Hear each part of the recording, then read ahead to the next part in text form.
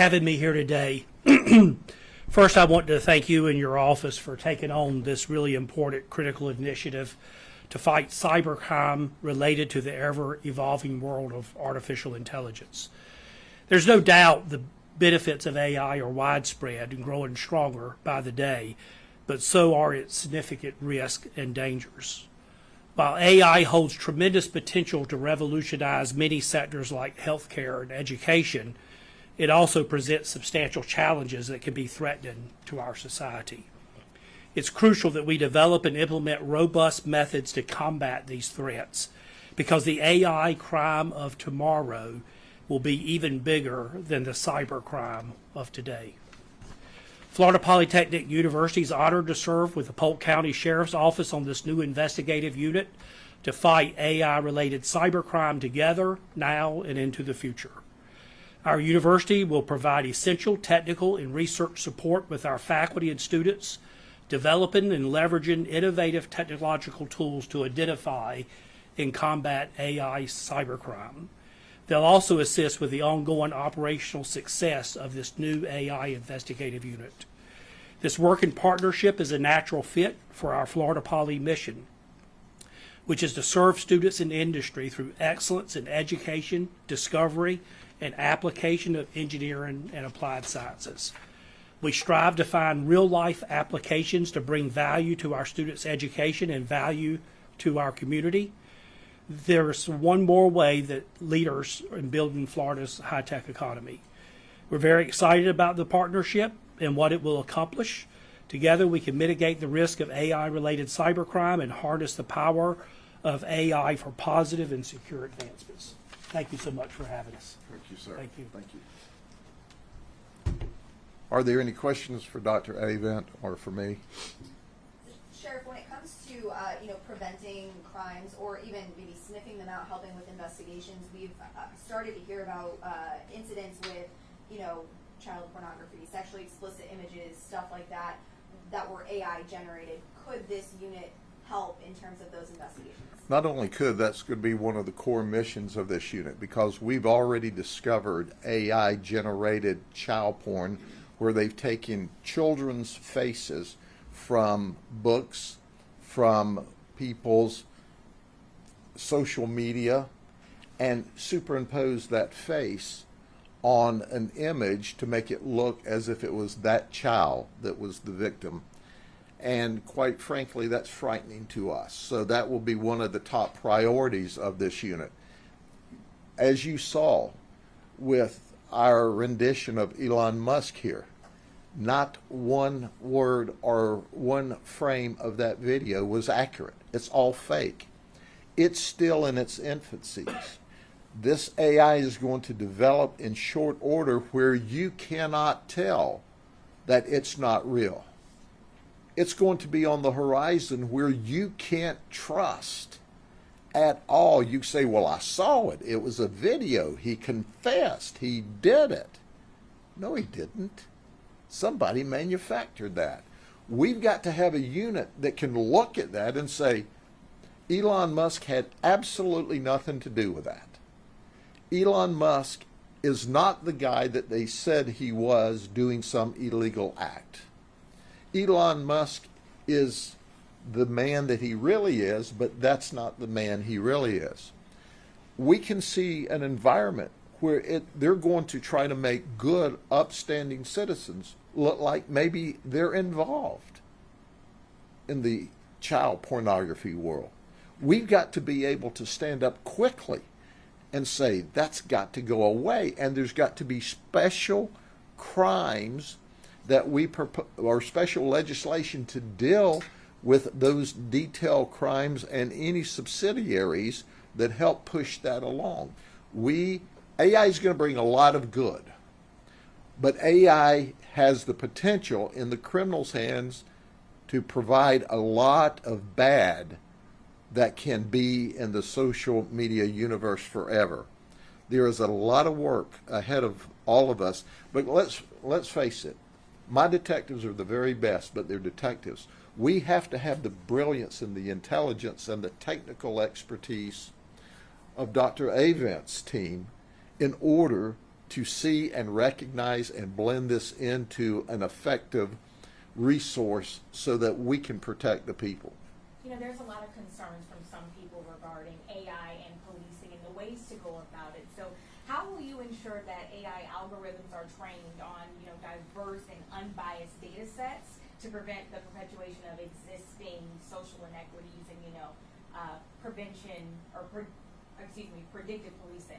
Absolutely. In fact, we suggest to you that when there has been this bias into some of this data policing, if you call it, it's because there was not the appropriate human oversight of it. So data was pushed out in an environment without what we call a human check and balance. Nothing could be more important than to make sure of the accuracy and the fairness and the fact that it is not capable of a bias. So the reality of it is that's why you have to have the human element. That's why I spoke of nothing should be able to be pushed out without a human check and balance. And our workforce here, while developing this, will have a totally separate check and balance system out of our administrative investigations and our professional compliance group that doesn't work in the chain of command of the operations and reports separately to the chief of staff and to me to make sure that we do this the right way. But that's why it's so very important that we have this unit to harness those bad actors that would do that sort of thing and to stop it before it begins, because AI has the ability, for example, we have stacks of police reports from the old days. When we put this into a database and we can create a program, AI can go through and say, hey, you didn't realize that this suspect looks like this suspect in a different side of the county 3 months later or 6 months later. So if we do this the right way, which is the only way we're going to do it, we will be able to find information in data that we already have that will solve crimes and protect people. And the big deal is to get in front of it so that it never occurs. But you're exactly right. That's why we got to have human oversight, checks and balances, and ethical looks at everything we do. How much does this cost? Is it any cost to taxpayers at all? Oh, I was going to just follow up a little bit. The power of AI is that it can sort through lots and lots of data and make connections that a human couldn't. But it can only do that on data that it's trained on. So if it's not told about the inequities and everything else, then it can't use it to make those decisions. And so I think the important point is on the front end, as we train these algorithms to go off and do all this, is that you put the important relevant data in there and leave out the other non-important data. Money? Excuse me? I was asking about taxpayers. Yep. Really, what's remarkable about this is it's not going to be very expensive. Why? We already have the computers. A lot of the AI that will be developed in partnership with the students. And there will be other AI programs that are developed in other disciplines that will bring together in order to create the best investigative unit or the best proactive ability to stop. So can you put a dollar value on it? I can't, because it's not a fixed subject. Is it going to be expensive? Not in the world that we are in today. And even if it were, what's your life worth? What's finding Ethan Fussell worth? And if our AI algorithms can put data and information together, we have over 1,000 hours in looking for this missing person. And we're coordinating, putting data in our computers and our systems now. But when you have a dozen or 2 dozen law enforcement officers working over 1,000 hours, we may be missing a lot of stuff in the haste. But when Dr. Avent's team creates this system, it'll go, hey guys, you're running all over the place, and here's the 2 pieces you need to be looking for over here. and it can focus us down. So even though there will be initial cost, I suggest to you at the end it will save labor cost. And can you speak to some of the training the investigators will have to go through? Is this a continual type of deal?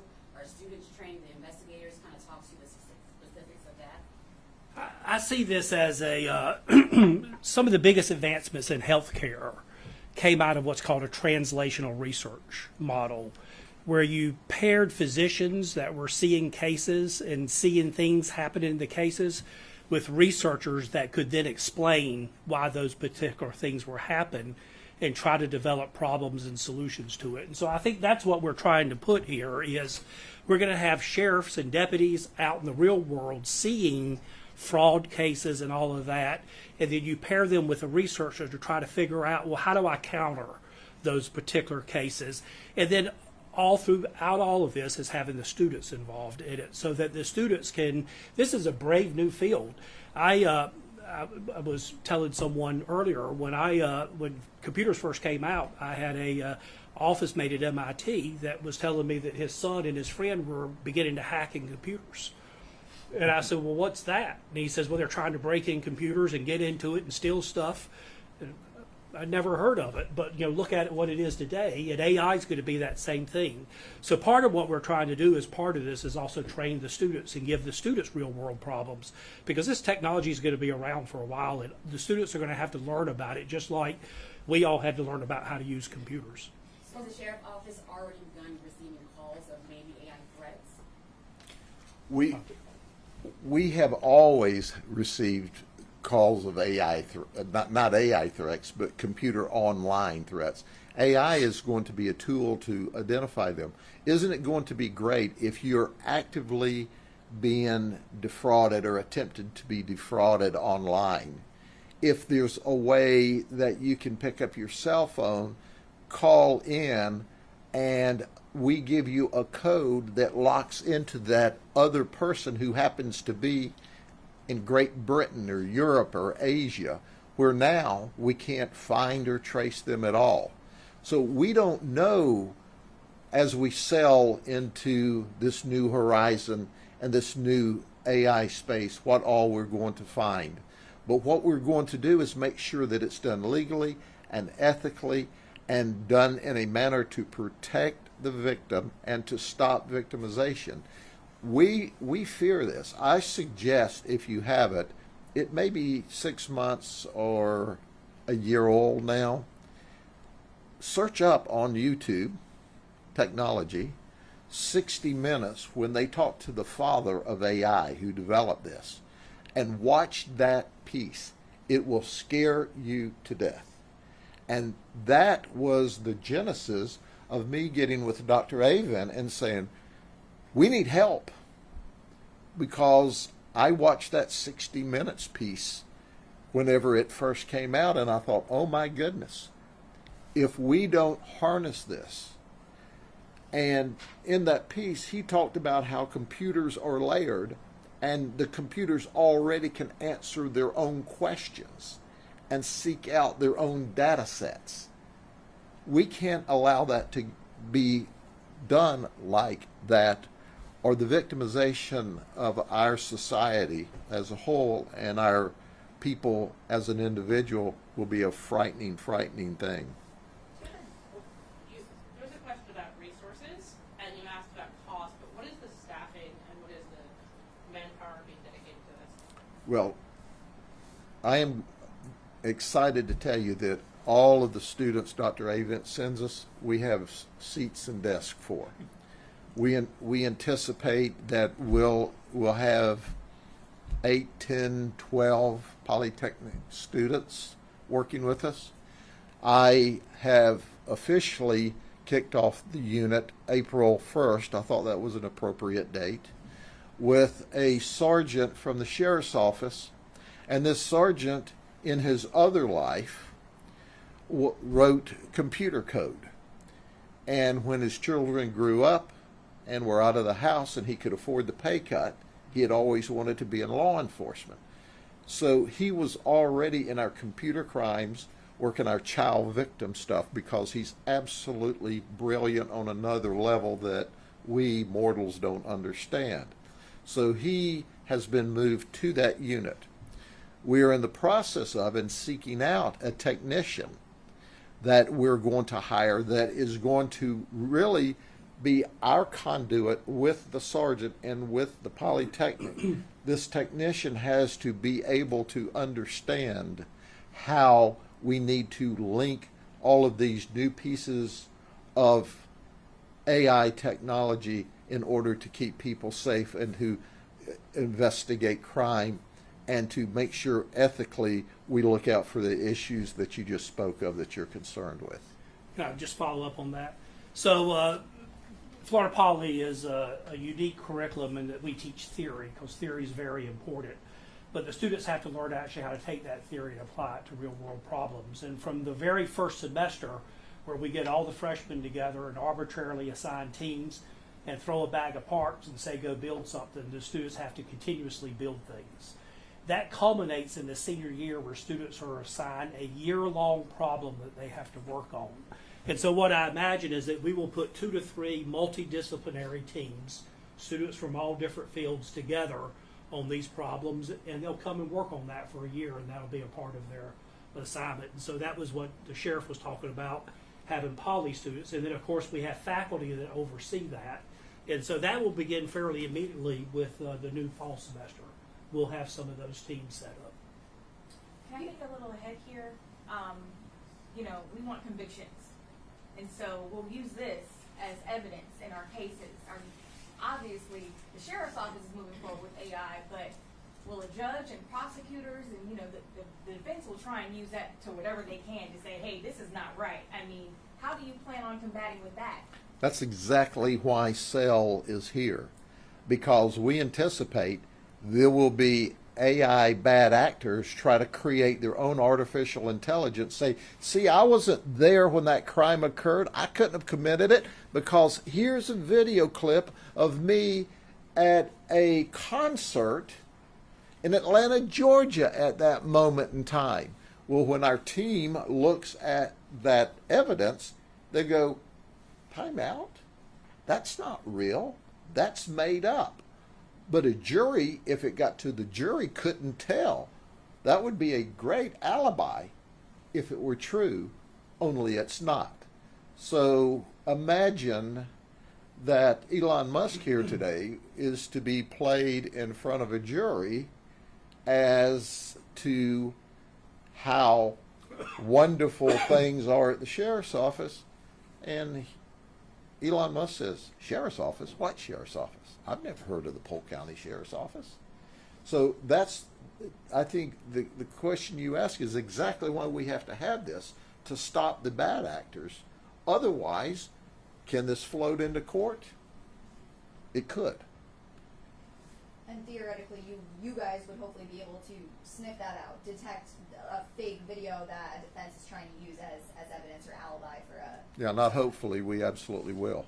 That's why we're creating it. And we're visioning with Dr. Avent and his team, we know this is going to be an issue in the future. We're absolutely sure of it because we see all kinds of opportunities for evil people to use this AI, and there's going to be so much good comes from AI. Make no mistake about it. There's a lot of good from our computer systems now. But wherever people are in space, there you're going to find criminals in space trying to take advantage of them. And think of the political world. Now you have high-profile political races for governor or U.S. senator or president, and out rolls all of this stuff, saying that this candidate said this, or this candidate said that, or this candidate, and you go, now you look at it and you go, well, you know, he must have, there it is. In the AI world, you can have a candidate saying, I have no idea what you're talking about. I've never been there. I never said that. I never would say that. So we have got to be able to make sure what is portrayed in our investigative legal world is accurate, and what isn't, we need to be able to call out. And we can't do it without the brilliance of these teams that are going to help us. Let me just follow up with one comment. The sheriff said this is a very fast-moving technology, and it really is. And we're sitting here and we're coming up with examples of how it could be used.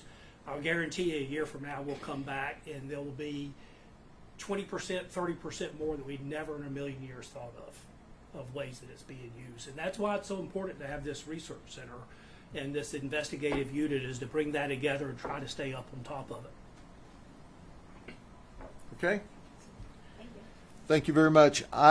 We're going to reset here. In a few minutes, I'll have another press release on a horrible traffic crash last night that snuffed the life of a 5-year-old baby out. So if y'all give us a few minutes to reset, and y'all reset as well. Thank you, Dr. Avent. We appreciate it so very much. Thank you so much. Yes, sir. Sheriff. I appreciate it.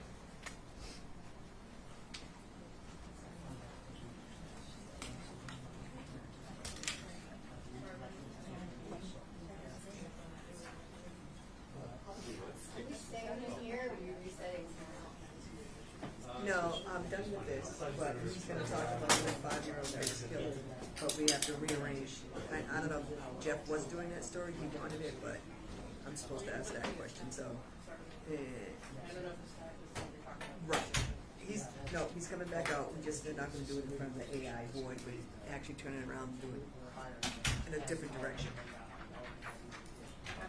You have the Auburndale. Y'all want, if you want sound on the, Yeah. I was gonna say, just leave it there. okay. Everybody's already still tapped in. Yeah. And Oh, it's yeah, got the yeah, screen just black. right there. Yeah, and it's- Yeah, that'd be perfect. Yeah. Well, I arrived at 1:31 and right downstairs they were. Thanks. I'll come in a second, and I'm like, wait a second. Okay, the person that was texting me was putting our guys, like, none of this was in there, so I wasn't sure if there was an updated. I will, yes, thank you. Let me give you a couple of these, and I'll electronically send you. Great, if you'll just electronically send it to me, that would be great, thank you. I just need one. Okay, perfect. Thanks so much. You bet.